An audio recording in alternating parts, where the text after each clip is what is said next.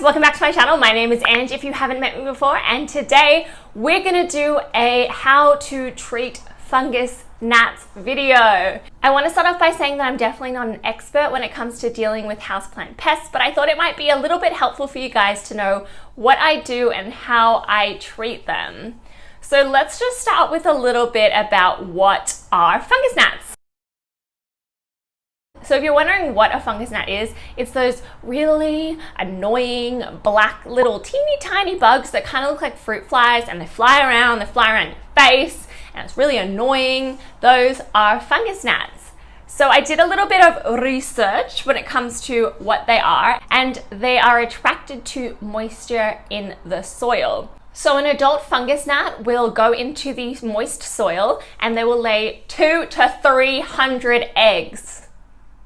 If that doesn't give you the chills, I don't know, man. That is just crazy and disgusting. Those eggs then take 3 to 6 days to hatch. And then when they do hatch, they become these little like larvae. So like little teeny tiny things in the soil. So they feed on the organic matter to the soil, they feed on the roots, they feed on fungi. But I will say that fungus gnats in general are not a huge problem when it comes to the health of your plant. However, if you have an insane infestation, then you're definitely going to be seeing some signs like yellowy leaves and things like that. My fungus gnat infestations have thankfully not been that bad that I've seen my plants suffer, but they're just so annoying. So then in 3 to 4 days, those little baby fungus gnats, they grow up, they fly out, and then the cycle keeps on going. I do believe that preventing a fungus gnat infestation is probably the best way to go about things. So these things I'm going to say is definitely what I try and implement into my houseplant collection to make sure that I don't get a huge fungus gnat infestation. So since fungus gnats are attracted to moisture in the soil, you really want to try and let your plants just dry out almost completely, because when the soil is a bit more on the drier side, the fungus gnats are not going to be attracted to it and they're not going to try and lay their eggs there. I know sometimes, especially as a beginner, it can be quite tricky to know when your plants are moist and things. Some people say that you can stick your finger into the soil about a knuckle or two in and then try and feel for any excess moisture in the soil. But I know that when I was first starting out, I thought the plant was dry, but it wasn't. It was a little bit tricky to try and get to know. Another way to tell if your soil is dry is by actually picking up the pot, and if it feels quite light, then you know that all the moisture is kind of evaporated out. However, my favorite way to tell if I need to water my plants is by using a moisture meter. And I cannot tell you how much I love this guy. It is so easy to use. So when you look at your moisture meter, there'll be a little dial that shows you if the soil is wet, moist, or dry. When you first water the plant, it's definitely going to be in the wet section, but as it dries out, obviously it's going to go into the dry section. So you just want to stick the moisture meter a few inches down into the soil.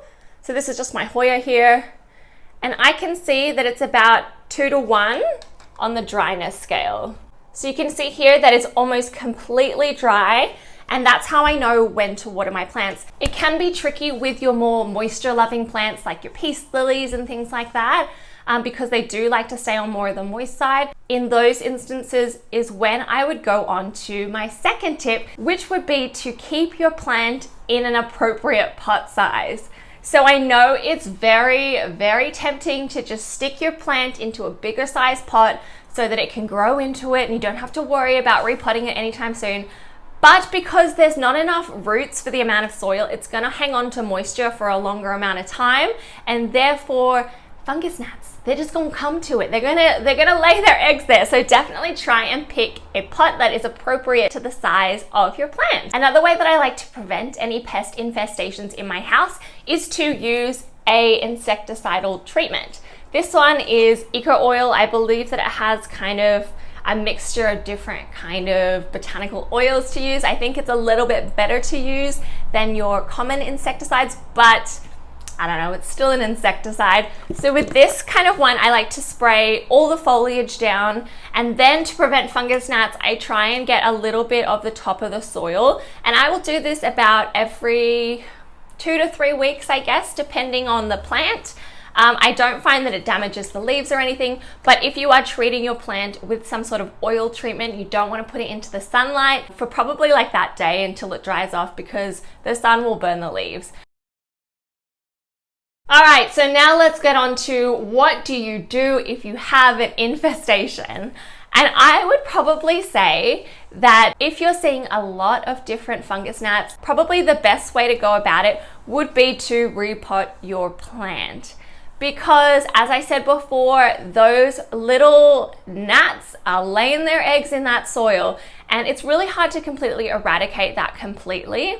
So if you're going to repot the plant, give yourself a fresh start. I would say if you're too lazy to repot the whole thing, or if you're stressed about kind of damaging the plant or something like that, then definitely just try and scrape off the first layer or two of soil, because it's definitely going to get rid of all those eggs and the larvae that are right in that top layer. If you are a little bit more concerned about using insecticides and things like that, I have tried to use cinnamon on the top of my soil. So you would get your cinnamon and sprinkle just a really light layer covering the whole surface of the plant. I have seen a lot of people say that it is quite effective for them. However, in my opinion, I didn't see a real big difference. There was a few dead fungus gnats here and there, but nothing that crazy. Another way that you can help eradicate those annoying fungus gnats is by leaving little vinegar traps around the house. So this way is only really going to tackle the adult stages of a fungus gnat, because obviously if they're in the soil, they're not going to fly up and go into your vinegar trap. So just keep that in mind when you are using this.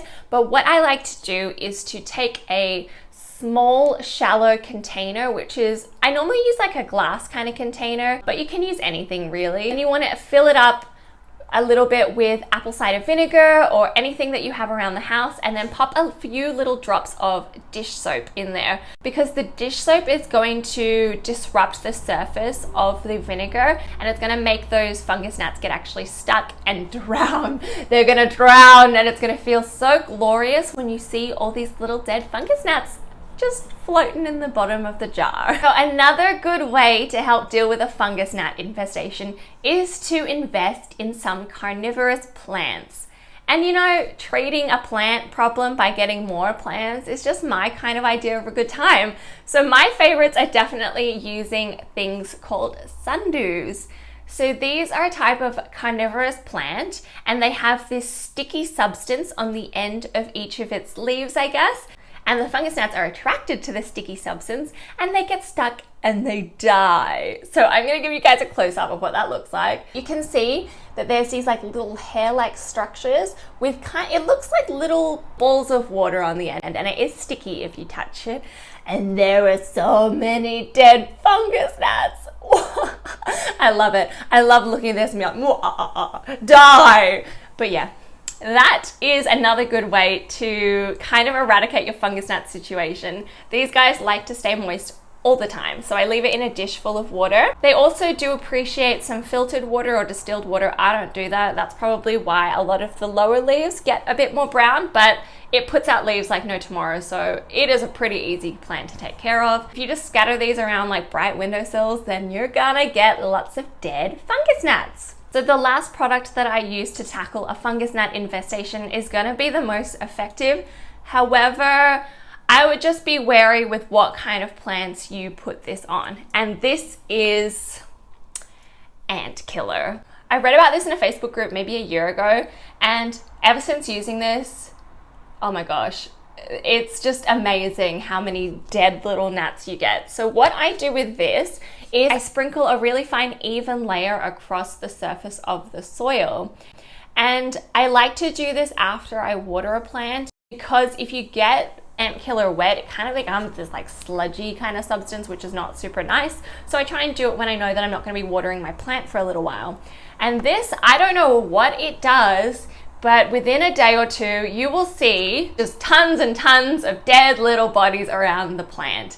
And it's just so satisfying. I know I shouldn't relish in the idea of killing something, which I normally do not, but these guys deserve to die. They're just so annoying. And other ways you can do it, however, I haven't personally done this, so I'm not going to give you advice and tell you how it works for me, but you can use things like sticky traps, which are those like yellow things that the flies just kind of get stuck onto. I'm very clumsy, and I feel like I'll accidentally put it onto leaves, I'll accidentally put it onto my dog Cash, so I'm not about that. Another way you can is to use a top dressing for your soil, which would mean using a little sprinkling of sand sand or fine little pebbles to stop the fungus gnats from getting down into that soil and laying their eggs.